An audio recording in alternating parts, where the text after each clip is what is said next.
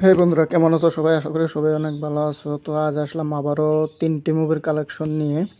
তো প্রথমত বিক্কি কৌশলের ব্যাড নিউজ মুভি, তারপর তো কথা বলবো সারফিরা মুভি, আর লাস্ট ফলত কথা বলবো যেটা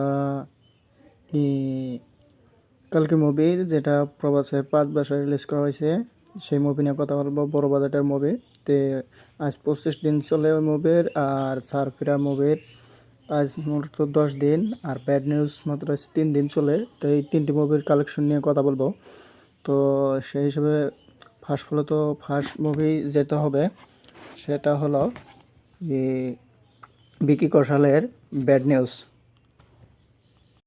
তো ব্যাড নিউজ মুভির বাজেট হলো মাত্র 70 কোটি টাকা।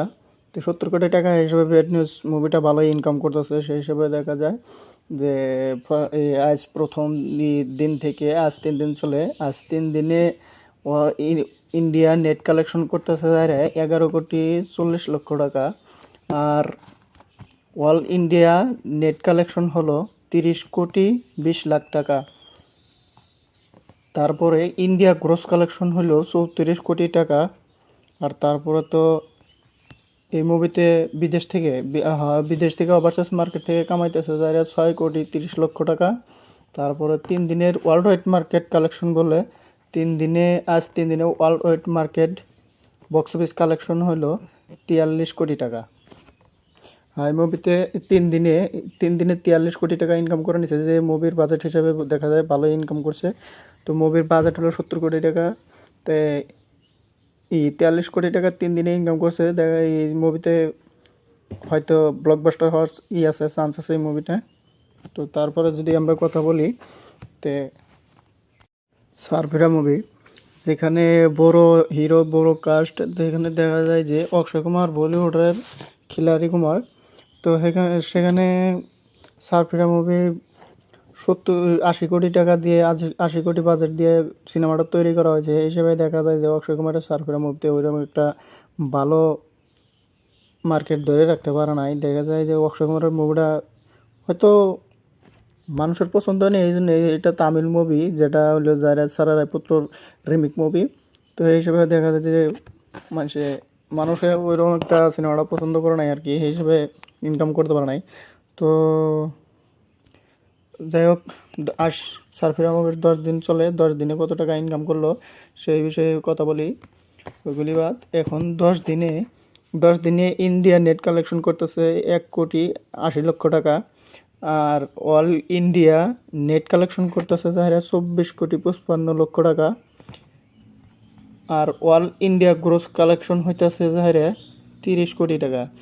আর আজ 10 দিনে বিদেশ থেকে ইনকাম করতেছে, ওভারসিজ মার্কেট থেকে কামাইতেছে 8 কোটি টাকা।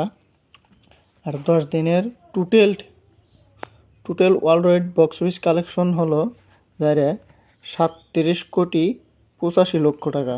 হ্যাঁ, এই মুভিতে 10 দিনে টোটাল বক্স অফিস কালেকশন করতেছে 37,85,00,000 টাকা।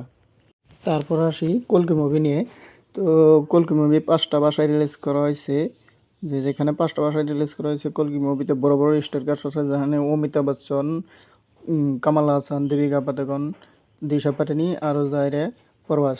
তো প্রভাসের এই মুভিতে, কালকি মুভিতে আজ 25 দিন চলে। 25 দিনে এই মুভিতে অল ইন্ডিয়া গ্রোস কালেকশন করতেছে 828 কোটি টাকা। আর এই মুভিতে আজ পর্যন্ত বিদেশ থেকে ইনকাম করছে, ওভারসিজ মার্কেট থেকে কামাই করছে 268 কোটি টাকা। আর যদি বলে যে 25 দিনের world wide box office collection, হ্যাঁ, বহুত মুভিকে সিনেমাকে পাশে ফেলে এসেছে। বর্তমান অফিস কালেকশন করতেছে 25 দিনে 1,096 কোটি টাকা। হ্যাঁ, এই মুভিতে ও বর্তমান 1,096 কোটি টাকা বক্স অফিস কালেকশন করছে। আর বর্তমান লোডিংয়ে আছে, কত টাকা ইনকাম করবে ওটা ভবিষ্যতে দেখার বিষয়। তো এখানে বলে যার যে সিনেমা ভালো লাগে অবশ্যই কমেন্ট করে দেবা। আর হ্যাঁ, এমন বক্স অফিস কালেকশন দেখার জন্য আমার চ্যানেলটাকে সবাই সাবস্ক্রাইব করে রাখবা। ধন্যবাদ সবাইকে।